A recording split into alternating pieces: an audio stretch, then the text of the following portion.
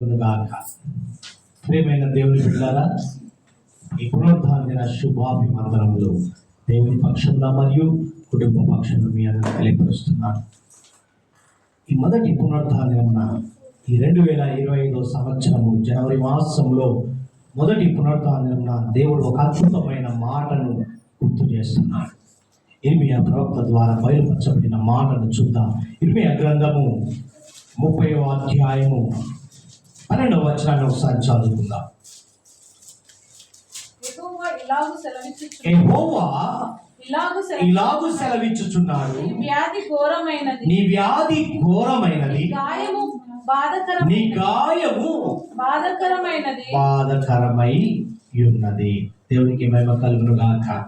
గమనించండి ప్రియమైన దేవుని సంగమా, యెహోవా ఇలాగు సెలవిచ్చుచున్నాడు, నీ వ్యాధి ఘోరమైనది, నీ గాయము బాధకరమైనది. ఈ రెండు గమనించినట్లయితే వ్యాధి గాయము మన శరీరాన్ని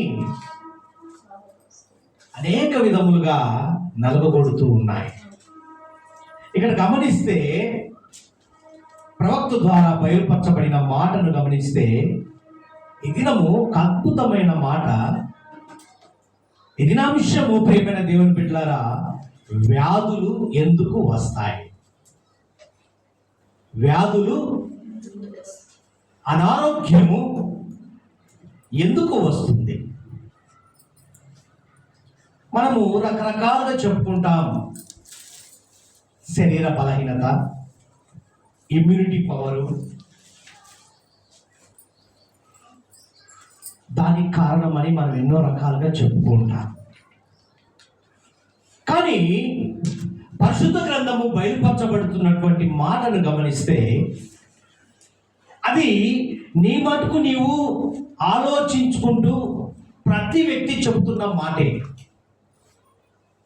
దేవుడు చెప్తున్న మాటను గమనించినట్లయితే, పరిశుద్ధ గ్రంథంలో బయలుపరచబడిన మాటను గమనించినట్లయితే చూడండి, 11వ వచనం చదవమ్మా. నీ పాపములు విస్తరింపగా శత్రువు కొట్టినట్లు నీ గొప్ప దోషమును బట్టి నేను నీకు కఠిన శిక్ష చేసి నిన్ను గాయపరిచి ఉన్నాను. కాగా నీ పక్షమున వ్యాజ్యమాడెవడునూ లేడు, నీ గాయములకు చికిత్స చేయదగిన మందు నీకు లేదు. స్పష్టతరంగా ఇక్కడ మాట్లాడుచున్న మాటను గమనించండి. ఇది అర్థము కాదు, త్వరగా అర్థము చేసుకునే జ్ఞానము దేవుడిస్తాడు. దేవుని మీద ఆధారపడ్డ వ్యక్తులకు మాత్రమే ఇక్కడ అర్థమవుతుంది. అనగా ప్రతి మాట దేవుడిచ్చిన భాగ్యమే. కానీ ఇక్కడ చూసినట్లయితే 13వ వచనంలో మాట్లాడుచున్న మాట, నీ పాపములు విస్తరింపగా. ఏంటండి? దేవునికి మహిమ కలుగును గాక. ఇక్కడ మొట్టమొదటిగా పాపాలను గుర్తు చేస్తున్నాడు.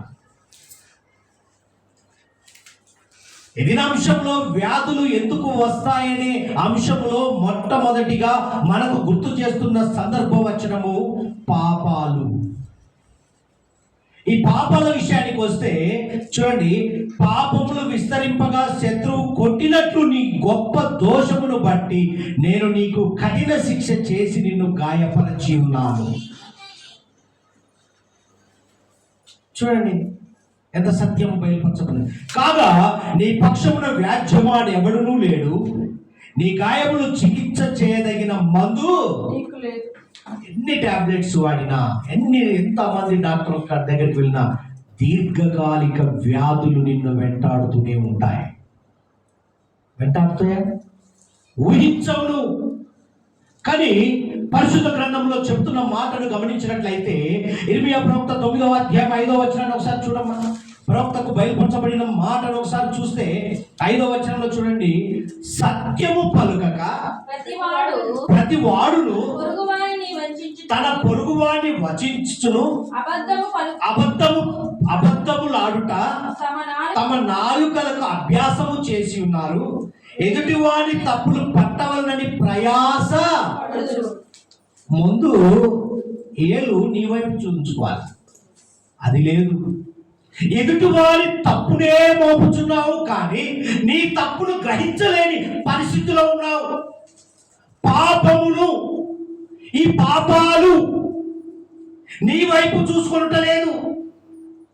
ఎదుటివారి పాపాన్ని నువ్వు ఏలెత్తి చూపిస్తున్నావు తప్ప నీ పాపాన్ని నీవు గ్రహించలేని స్థితిలో జీవించుచున్నావు. అందుకే ప్రవక్త ద్వారా ఈ దినము బయలుపరచబడిన మాటను గమనించినట్లయితే ఇక్కడ చూస్తే మనిషి రోగానికి కారణం ఏంటంటే పాపమే కారణం. మనిషి రోగాల పాలు కావడానికి కారణము పాపము. మొదటి కారణము పాపం. మనలో పాపపు తలంపులు ఉన్నా మనం ఏం చేస్తాము? ఎదుటివాడి పాపాన్ని, ఎదుటివాడి తప్పునే ఏదైతే చూపిస్తాం. మనలో పాపాలు, ఆ పాప తలంపులు ఉన్నాయి అంటే రోగాలు ఉన్నట్లేనా? ఆ తలంపు నీలో ఉన్నదంటే రోగము వెంటాడుతూ ఉన్నట్టే.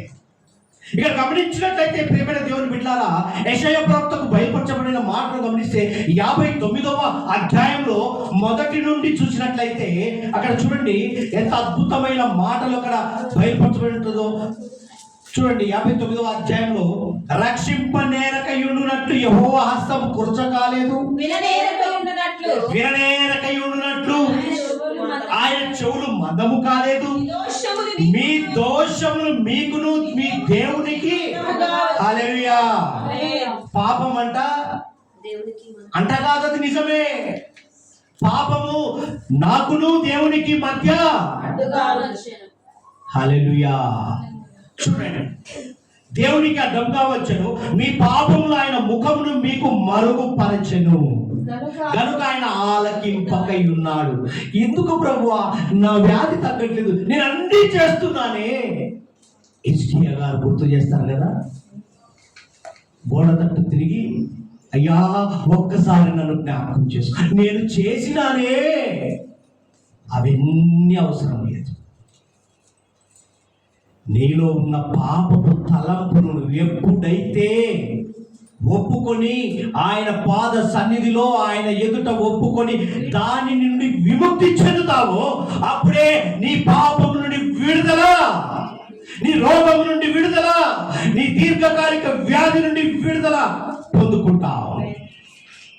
ప్రియమైన దేవుని బిడ్డలారా, ఇక్కడ గమనించినట్లయితే మీ చేతులు రక్తము చేతను, మీ వ్రేళ్ళు దోషము చేతను అపవిత్రపరచబడి ఉన్నవి, మీ పెదవులు అబద్ధములాడు, మీ నాలుక కీడును బట్టి, అవసరతను బట్టి, అవకాశాన్ని బట్టి మాట్లాడుచున్నావే గాని నీలో పాపపు తలంపు కలిగి ఉన్నదని ఎప్పుడైనా గమనించావా? ఆ ప్రేరేపణను బట్టి తొందరపాటు నిర్ణయాలతో, తొందరపాటుతో మాట జారుతుంది. కానీ ఒక్కసారిగా పరిశుద్ధాత్మ ప్రేరేపణతో నువ్వు మాట్లాడుచున్నావా? గమనించు. ఈ దినము మాట్లాడుచున్న మాట పాపాలను గుర్తు చేస్తున్నాడు. అందుకే ఈ పాపాల విషయానికి వస్తే యోహాను భక్తుడు, యోహాను సువార్త, మరి సువార్త పరిచర్య విధానంలో యోహాను భక్తుడు వ్రాస్తున్న మాటలు గమనించినట్లయితే ప్రియమైన దేవుని బిడ్డారా, మొదటి యోహాను పత్రిక 3వ అధ్యాయము 4వ వచనాన్ని ఒకసారి చూద్దాం. ఇక్కడ వ్రాయబడిన మాటను ఒక్కసారిగా గమనిద్దాం. పాపము చేయు ప్రతివాడును. హల్లెలూయా. ఏమని రాయబడిందమ్మా? పాపము చేయు ప్రతి వాడును ఆజ్ఞను అతిక్రమించును. హల్లెలూయా. పాపము చేయు ప్రతి వాడు ఆజ్ఞను అతిక్రమించును. అతిక్రమమే ఆజ్ఞ, అతిక్రమమే అనగా ఆజ్ఞ ఏంటి? దేవుని మాటకు లోబడకుండా, దేవుడు చెప్పినట్టుగా చేయకుండా, నిన్ను వల్ల నీ పొరుగువాన్ని ప్రేమించకుండా, నీ పొరుగువాన్ని ఆశించుకుంటూ, నీ పొరుగువాన్ని దేనిని ఆశించకూడదంటే ఆ పొరుగువాన్ని ఆశిస్తూ, దొంగిలిస్తూ, అతిశయపడుతూ జీవిస్తున్న విధానములో నీవు పొందుకుంటున్నది ఏంటో తెలుసా? నీ అతిశయం ఏంటో తెలుసా? అనారోగ్యము. ఆ పాపమును జోడు చేసుకుంటూ నీ జీవితంలో ఒక ముళ్ళును పెట్టుకొని జీవిస్తున్నావు. అందుకే అంటున్నాడు ఆజ్ఞ అతిక్రమమే. ఆజ్ఞ అతిక్రమం ఏంటి? ఆయన చెప్పిన విధానాన్ని నువ్వు నడవకపోవడమే. సమాధానము కలిగి, నీతి కలిగి, సత్యము కలిగి జీవించమని చెప్పినప్పుడు సమాధానము నీ వరకే ఉంటుంది, కానీ నీ సహోదరుతో ఉండదు, నీ సహోదరితో ఉండదు, నీ ఇరుగు పొరుగు వారితో ఉండదు, నీ ఇంటిలో ఉండదు. సత్యము కలిగి జీవించమంటే ఆ ఒక్కటే కదా అబద్ధం ఆడడం, అయిపోయింది, దేవుడు క్షమిస్తాడు. నీతి కలిగి జీవించమంటే నీతి నీ మటుకే నియమం. హల్లెలూయా. ఆజ్ఞ అతిక్రమమే అంటే ఆయన చెప్పిన మాట పిల్లలు తల్లిదండ్రులు చెప్పిన మాటను జవదాటినట్లయితే అది పాపమే. లోపడకుండా జీవించినట్లయితే అది పాపమే. చెప్పిన పనిని చేయకుండా నిర్లక్ష్యము చేయటమే పాపము. పాపం అంటే ఏదో తప్పు చేస్తే పాపం కాదండి. నీవు నడుస్తున్న విధానంలో ప్రతిదీ హెచ్చరికే. ప్రియమైన దేవుని బిడ్డలారా, దేవుని ఆజ్ఞను మీరి పాపము చేస్తున్నారు అని గుర్తు చేస్తున్నాడు. అందుకే ఆ వ్యాధి అనే పాపం వెంటాడుతూ ఉంది. ఎక్కడి నుంచో రావండి, తినకపోవడము, పాటించకపోవడము, ఇవి కాదు. ఆజ్ఞ అతిక్రమమే పాపం. అక్కడే బయలుపరచబడి ఉంది మాట. అందుకే రోగాలు వస్తున్నాయి, వాటిని జయించలేని పరిస్థితుల్లో జీవిస్తున్నావు. ప్రియమైన దేవుని బిడ్డలారా, అందుకే యాకోబు గారు ఒక చక్కని మాట రాస్తాడు. 1వ అధ్యాయము 15వ వచనం చూసినట్లయితే యాకోబు రాస్తాడు. ఎంత చక్కగా తన అనుభవంలో యాకోబు గారు రాస్తున్న మాటలు చూడండి. మొదటి అధ్యాయము. దురాశ గర్భము ధరించి హల్లెలూయా చదువు. దురాశ గర్భమును ధరించి పాపమును కనగా పాపము పరిపక్వమై మరణమును. హల్లెలూయా. పాపము ఎక్కువై ఏమవుతుందండి? మరణానికి దారి తీస్తుంది. దురాశ గర్భమును ధరించి పాపమును కనును. ఆ దురాశ కడుపులో ఇమిడి బయటికి రాగానే ఏమవుతుందండి? వారు వేరవుతారు, నీకు దూరం అవుతారు. ఆశపడవచ్చు కానీ దురాశ పడకూడదు, అది పాపము. నీ జీవితంలో ఆశగల ప్రాణాలను తృప్తిపరిచే గొప్ప దేవుడు. నిజమే, ఆశ నెరవేర్పే. ఆశపడు, అతిశయపడకు. ఆశ పడవచ్చు, మనిషికి ఆశ జీవి రకరకాలుగా చెప్తాం, కానీ దురాశ పడకు, అది పాపము. దురాశ అంటే ఏంటి? ఎదుటి వానిది. అలా చాలా మంది భక్తులు పరిశుద్ధ గ్రంథంలో బయలుపరచబడి ఉన్నాయి. వారు ఏమైపోయారు? మరణానికి దారి తీశారు. ప్రియమైన దేవుని బిడ్డలారా, అందుకే రోమీయులకు రాసిన పత్రిక 7వ అధ్యాయం 8వ వచనంలో ఒక మాట రాయబడి ఉంటుంది, చూడండి. దురాశ 7వ అధ్యాయం 8వ వచనంలో చదువు. అయితే పాపము ఆజ్ఞను హేతువు చేసుకొని సకల విధములైన దురాశలను నాయందు పుట్టించెను. చూడండి, దురాశ సకల విధములైన ఏమంట? సకల విధములైన ఆశలు మనలోనే పుడతాయండి. ఎక్కడో పుట్టవు రోగాలని. పుట్టలు ఎన్ని మందులు వాడుతున్నారంటే అన్ని దురాశలే. ఏంటండి అలా చెప్తారు? మనిషికి కాకపోతే మనిషికే వస్తాయి. మనిషికే చెప్పాడు ఆజ్ఞ అతిక్రమమే. రాయికి చెప్పాడా? గోడకు చెప్పాడేమన్నా? ఆయన సృష్టించిన సృష్టిలో నియమం ప్రకారము ఏలుడి అన్నాడు. ఫలించి అభివృద్ధి చెందండి అంటే పాపంలో ఫలించి అభివృద్ధి చెందుతున్నామే కానీ పాపాన్ని పోగొట్టుకొని జీవించదు. సిలువలో అన్నీ పోయాయండి, కానీ నువ్వు చేస్తున్నది మాత్రము ప్రతిదీ పాపమే. ఏదో తప్పు చేస్తే కాదండి, దొంగతనం చేస్తే కాదు, రకరకాలుగా చెప్తాం ఆత్మఫలాలు, రకరకాలుగా చెప్పుకుంటావు, కానీ గమనించడం లేదు, అన్వేషించడం లేదు. ఒక్కసారిగా అన్వేషిస్తే నీ జీవితాన్ని ఒక్కసారిగా అన్వేషించు, అద్భుతమైన జీవితంలోనికి వెళ్తావు, ఆశీర్వాదకరమైనలోనికి ఆ నడవడికలోనికి వెళ్తావు. దేవునికి మహిమ కలుగును గాక. యాకోబు 4వ అధ్యాయం 10వ వచనాన్ని ఒకసారి చూడము. యాకోబు పత్రిక, యాకోబు గారు రాస్తారు ఎంత చక్కగా 4వ అధ్యాయం 17వ వచనంలో రాయబడిన మాటను ఒకసారి చూస్తే, ఒక్కడే ధర్మశాస్త్రమును నియమించి ఆ, న్యాయము విధించువాడు, ఆయనే రక్షించుటకును నశింపచేయుటకును శక్తిమంతుడై ఉన్నాడు. 4వ అధ్యాయము 17వ వచనం. 17వ కాబట్టి మేలైనది చేయు నెరిగియు అలాగు చేయువానికి పాపము. హల్లెలూయా. మేలైనది చేపట్టే విషయము నీకు తెలుసు, అన్ని చెప్పాడు, నీకు మేలైంది తెలిసి కూడా చేయట్లేదు అంటే నీకు చెయ్యనంత కలిగినది ఇచ్చి ఉన్నాడు దేవుడు, ఆ జ్ఞానం ఇచ్చాడు.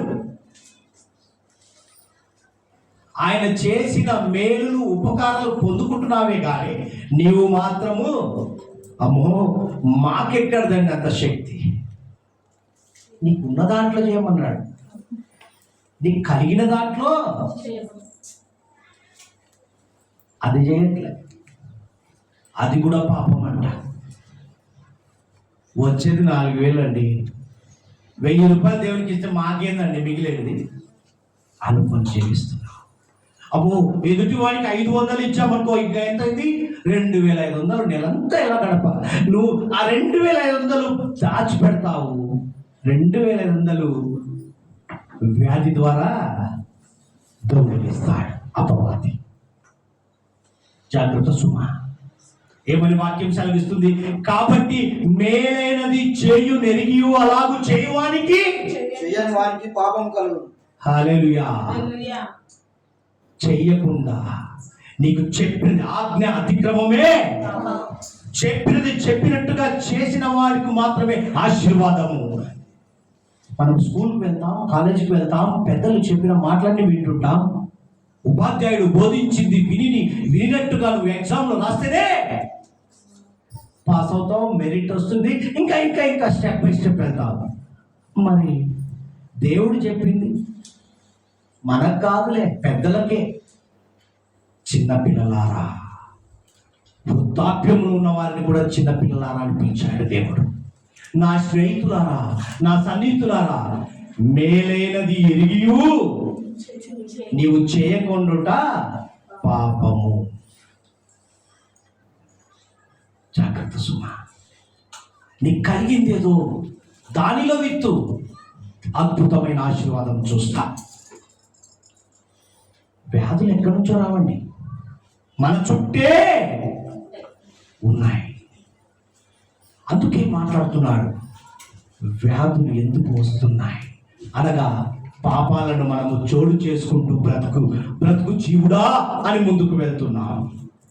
మేలు అంటే ఏమిటో తెలిసి కూడా అది చేయక ఉండటమే పాపము. మేలుతో తృప్తిపరుస్తున్న దేవుణ్ణి ఆరాధిస్తున్నావు కానీ ఆయన చెప్పిన మాట వాక్కును నువ్వు గ్రహించడం లేదు. ఈ దినం 1 యోహాను 5వ అధ్యాయము 16-17 వచనాలు గమనించండి.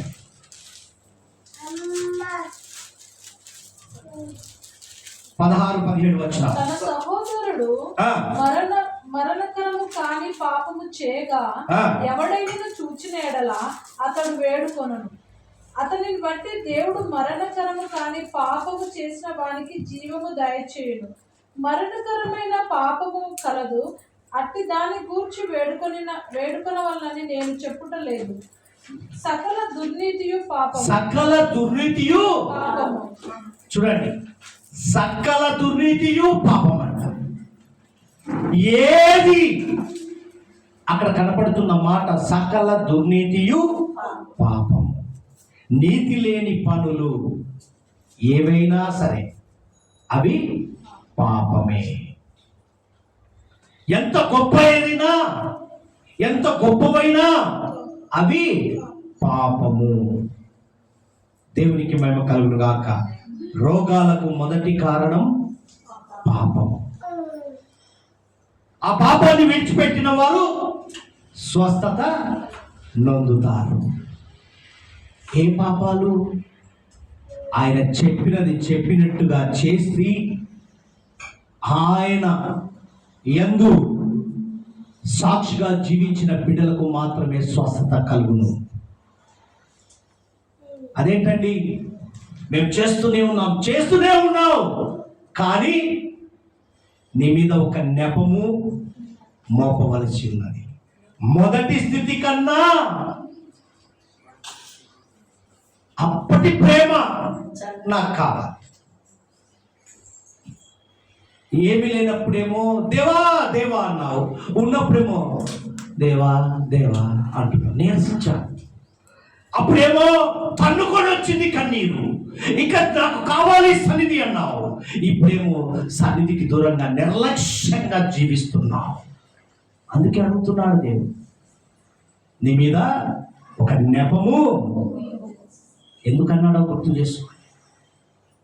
ప్రియమైన దేవుని బిడ్డలారా, పాపాన్ని విడవకుంటే ఆ వ్యాధి నిన్ను విడవదు. మనం మాట్లాడే మాటే, మన నడవడికే,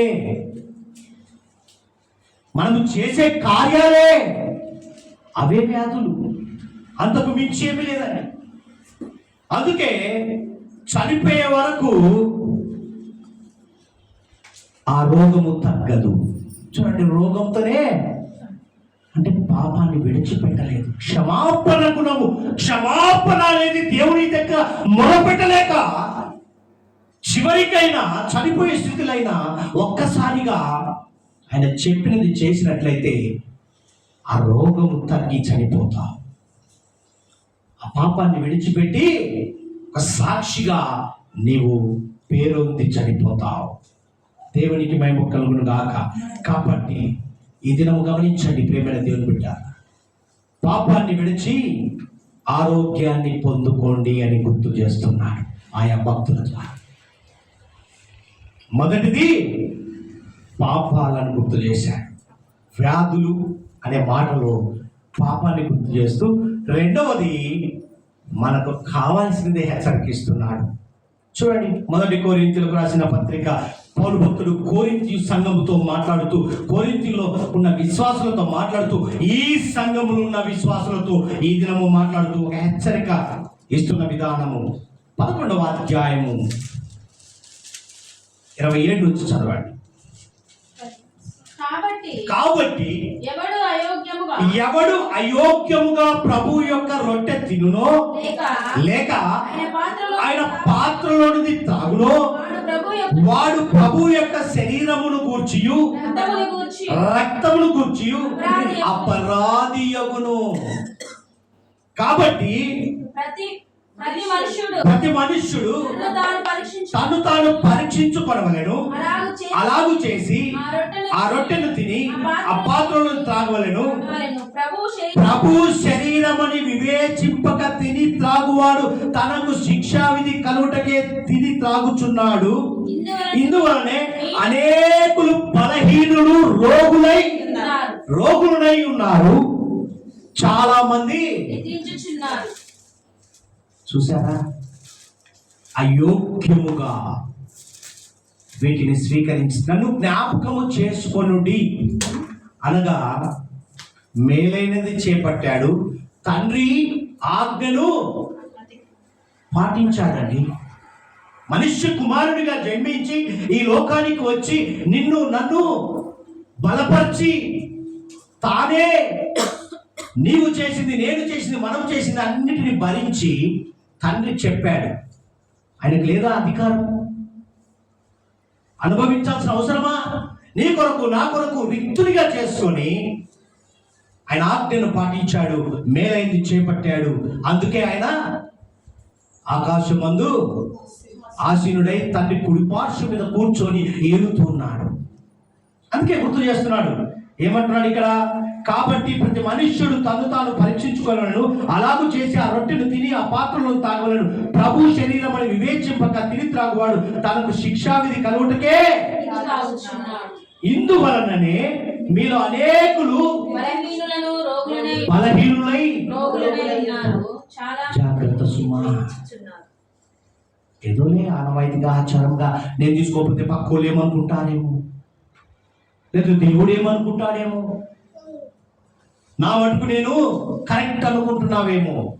జాగ్రత్తగా పరీక్షించుకో, వ్యాధుల పాలు కాకు, అనారోగ్యమనే కాడిని మోయకు. అందుకే గుర్తు చేస్తున్నాడు. ఇక్కడ ఏమని గుర్తు చేస్తున్నాడో తెలుసా? ఈ ప్రభువు వల్ల పాల్గొనేవారు గమనించాలి. అపవిత్రంగా ఉండి అక్రమంగా జీవిస్తూ అన్యాయములు చేస్తూ బూతులు మాట్లాడుతూ మోసాలు చేస్తూ ఇటువంటి అన్ని దేవునికి అవమానకరంగా ఉన్నాయి. అందుకే అంటాడు 59వ కీర్తనలో 59వ యెషయా ప్రవక్త రాసిన మాటలు ఏంటండి? రక్షింప నా చేతులు కురచ కాలేదు. అందుకే ఇవన్నీ ఇయే వ్యాధులు. ఈ వ్యాధులతో అవమానకరంగా ప్రవర్తించి పరిశుద్ధమైన బల్లలో పాల్గొనటం వలన రోగాల పాలవుతున్నారు. మీ పాపములు ఆయన ముఖమును మరుగుపరిచాయి. చూడండి, కనుక ఆయన ఆలకింపకుండా చూడకుండా ఉంటున్నాడు. ఏంటి ఈ బాధ? అయ్యా నా పరిస్థితి ఏంటి? అసలు ఎందుకు ఇది నన్ను వెంటాడుతుందని నువ్వు మొరపెడుతున్నా కూడా ఆలకించకుండా ఉన్నాడు. చేతులు రక్తం చేతను. చూసారా? అందుకే జాగ్రత్త సుమా. మీ వేలు దోషము చేతను. లోకానుసారమైన జీవితము యోగ్యతనివ్వదు. లోకానుసారమైన జీవితం యోగ్యతనిస్తుందండి ఎప్పుడైతే ఆత్మీయ జీవితంలో నువ్వు అడుగు పెడతావో. నిన్ను వలె నీ పొరుగువాన్ని ప్రేమించడము, సత్యాన్ని ఎరిగి సమాధానము కలిగి నీతి కలిగి జీవించినప్పుడే నువ్వు యోగ్యత కలిగిన జీవితంలోనికి వెళ్తావు. అట్టి జీవితము యోగ్యతనిస్తుంది. హల్లెలూయా. దేవునికి మహిమ కలుగును గాక. అందుకే డాక్టర్ సొలొమోన్ గారు సామెతలు రాస్తాడు 3వ అధ్యాయం 7-8 వచనాలు చూడండి. అక్కడ బహుశ్రేష్టమైన మాటలు బయలుపరిచాడు. 3వ అధ్యాయము నేను అంటాం కదా, నా మటుకు కరెక్ట్ అండి, నా మటుకు కరెక్ట్ అండి, నేను చేసిందే నాకు దేవునికి తెలుసు, నేను తప్పు చేయలేదు, అందుకే ప్రభు బలలో చేవేస్తున్నాను అనుకుంటున్నావా? ప్రియ సహోదరి సహోదరుడా, నేను జ్ఞాని కదా అని అనుకోవద్దు, నీవు అనుకోవద్దు. యెహోవా యందు భయభక్తులు కలిగి చెడుతనము విడిచిపెట్టుము, అప్పుడు నీ దేహమునకు ఆరోగ్యమును, నీ ఎముకలకు హల్లెలూయా. నీ దేహానికి ఏంటండి? నీ ఎముకలకు చెడుతనము మనలో ఉంటే అది అనారోగ్యమే తెస్తుంది. అది ఎప్పుడైతే విడిచిపెడతావో అప్పుడు ఆరోగ్యవంతులుగా, శ్రీమంతులుగా, ఆశీర్వాదకరపు జీవితంలోనికి వెళుతూ ఆయన మార్గంలో నేనే మార్గం, నేనే సత్యం, నేనే జీవం అని చెప్పిన మాటలు నీవు అనేకులను చేపట్టుకుని నడిపించుదుగాక. ఎప్పుడైతే చెడుతనము విడిచిపెడతావో ఆ పాపము నిన్ను విడిచిపెట్టి ఆ అనారోగ్యం అనే కాడిని వెనకొడతావు. కనుక ఆ చెడును మనలో నుండి తీసివేయాలి, అనగా విడిచిపెట్టాలి. అలా కాకుండా చెడును మనలో ఉంచుకొని ప్రభు బలలో చేయి వేస్తే ప్రభు బలను సమీపించుట రోగాలకు కారణం. ఆ చెడును అలాగే ఉంచుకొని దీనిలో చేయి వేసావా, నీ దీర్ఘకాలిక రోగం నిన్ను వెంటాడుతూనే ఉంటుంది. అందుకే రోమీయులకు రాసిన పత్రిక 7వ అధ్యాయము చివరిగా మాట్లాడుతున్న మాటను గమనిస్తే చూడండి, అక్కడ రోమీయులకు హెచ్చరిస్తున్న మాటను చూడండి. 7వ అధ్యాయం 23, 24, 25 వచనాలు చూస్తే అక్కడ రాయబడిన మాట చూస్తే చక్కని సందర్భం ఉంటుంది. వేరొక నియమము నా అవయములలో ఉన్నట్టు నాకు కనబడుచున్నది, అది నా మనస్సునందున్న ధర్మశాస్త్రంతో పోరాడుచు నా అవయములో ఉన్న పాప నియమమునకు నన్ను చెరపట్టి లోపరుచుకొనుచున్నది. అయ్యో, నేనెంత దౌర్భాగ్యుడను! ఇంటి మరణమునకు లోనగు శరీరము నుండి నన్నెవడు విడిపించును? మన ప్రభు అయిన యేసు క్రీస్తు ద్వారా దేవునికి కృతజ్ఞతాస్తులు చెల్లించుచున్నాను. కాగా మనస్సు విషయములో నేను దైవ నియమమునకును, శరీర విషయంలో పాప నియమమునకును దాసుడునై. ఈరోజు గమనించండి, మనస్సు విషయంలో దైవ నిర్ణయము, శరీర విషయంలో. కాబట్టి రెండు సమముగా ఉన్నప్పుడే నీవు నీతిమంతుడుగా తీర్చబడతావు. మనస్సు శరీరము ఏకమై జీవించాలి. లోకానుసారమైన జీవితం నీకు అయోగ్యతను కల్పిస్తుంది, యోగ్యతనివ్వదు. అందుకే ఇక్కడ చక్కగా వ్రాయబడిన మాట గమనించండి. మనసు విషయంలో నేను దైవ నియమమునకు, శరీర విషయంలో ఆ పాప నియమమును కొట్టివేయబడునుగాక. ఈ దినము నుండి నీ జీవితంలో వ్యాధి అనే పాపము కొట్టివేయబడునుగాక. ప్రియ సహోదరి సహోదరుడా, మత్తయి గారు రాస్తారు చక్కని మాట. 11వ అధ్యాయము 28వ వచనాన్ని ఒకసారి గమనించండి. 11:28 రాయబడిన మాటను చూడండి. హల్లెలూయా.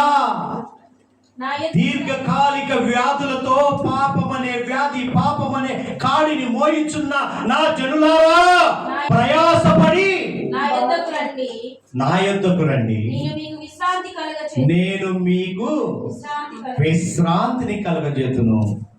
చదవమ్మా. నేను సాత్వికుడను, దీన మనస్సు గలవాడను కనుక మీ మీద నా కాడి ఎత్తి నా యొద్దకు చేర్చుకోను. అప్పుడు నీ ప్రాణమునకు విశ్రాంతి దొరుకును. ఏలయనగా నా కాడి సులువుగాను, నా భారము తేలికగాను ఉన్నవి. దేవునికి మహిమ కలుగును గాక. ఆ కాడి, ఏ కాడి? అనారోగ్యం అనే కాడి, వ్యాధి అనే కాడి నుండి నువ్వు విడుదలై ప్రయాసపడుచున్న, లోకంలో వ్యాధులతో పోరాడుచు పాపముతో జీవిస్తున్న నీవు, మనసు ఎక్కడో శరీరం ఎక్కడో జీవిస్తున్న నీవు, రెండు ఏకము కలిగి నా దగ్గరికి రా అంటున్నాడండి నా దేవుడు, మన దేవుడు. నా కాడి, అయ్యా లోకమనే కాడి భారంగా ఉంది, నా కాడి సులువుగా ఉంటుంది అయ్యా, నా దగ్గరికి రండి, నా కాడిని ఎత్తుకొని జీవించు. దీర్ఘకాలికమైనటువంటి సమస్యల నుండి నువ్వు విడుదల పొందుతావు. దీర్ఘకాలిక రోగాల నుండి, వ్యాధుల నుండి నిన్ను వెంటాడుతున్నటువంటి పాపము ఎప్పుడైతే నా సన్నిధిలో నా ఎదుట ఒప్పుకొని నా శరీరాన్ని, నా రక్తాన్ని స్వీకరిస్తావో అప్పుడే అవి కొట్టివేయబడి నా కాడి సులువుగా మోయిచు అనేకులను నా వైపు త్రిప్పే పనిలో నీవు ఉంటావు. నశించిపోతున్న ఆత్మను వెతికి రక్షించే పనిలో నీవు జీవిస్తావు అని పిలుపునిస్తున్న దేవుని దగ్గరికి వద్దామా? అలా కాదు, వ్యాధి అనే పాపము వెంటాడుతున్నట్లే అపవాదికి లోనై వాని భ్రమలో పడి బ్రహ్మచు ఆత్మల చేతకు దగ్గరకు వెళుతూ లోకంలో శతమతమవుతూ అనారోగ్య పాలవుతూ ఆ డాక్టర్ ఈ డాక్టర్ అని తిరుగుతున్నా వాని దగ్గరికి వెళ్తావా? ఆకాశమందు ఆశీర్వైనటువంటి పరమందు పరమ డాక్టర్ను కలిగినటువంటి ఆ దేవాతి దేవుని దగ్గరికి వస్తావా? ఈ పునరుద్ధాన్యమున నీకు గుర్తు చేస్తున్నాను. ఈ డాక్టర్ కావాలా, ఆ డాక్టర్ కావాలా? ఆ వ్యాధి కావాలా? ఈ వ్యాధి నయమైపోయే స్వస్థత పొందే డాక్టర్ దగ్గర కూర్చుంటావా? ఒక్కసారి గుర్తు చేసుకో. ఏ కాడి సులువుగా ఉందో ఒక్కసారి గుర్తు చేసుకో. ప్రయాసపడి భారము మోయుచున్న నా ప్రజలారా, సమస్త భారాలు సకల విధములైన అన్నిటినీ విడుదల చేసి ఈరోజు నిన్ను, నన్ను, మనను ఆయన సన్నిధానంలో నిలవబెట్టి నా సాక్షిగా నా కుమారుడు, కుమార్తెని ముద్ర వేశాడు. ఆయనను ఆరాధిద్దామా? ఆయన్ను గణపరుచుదామా? ఆయన్ను కీర్తించుదామా? కొనియాడుదామా? ఈరోజు నీ దీర్ఘకాలిక వ్యాధులు, సమస్యలు, అప్పులు, నిన్ను వెంటాడుతున్నటువంటి చెప్పుకోలేని సమస్యలన్నీ కొట్టివేయబడ్డాయి. ఎందుకు? ఆయన సన్నిధానంలో నీ పాపాన్ని ఒప్పుకున్నావు. ఆ పాపం అనే కాడిని విరగొట్టాడిగా ఆయన కాడిని అందిస్తున్నాడు. స్వీకరించు, స్వీకరించు. దేవుడి మాటలు దీవించుగాక. ఆయన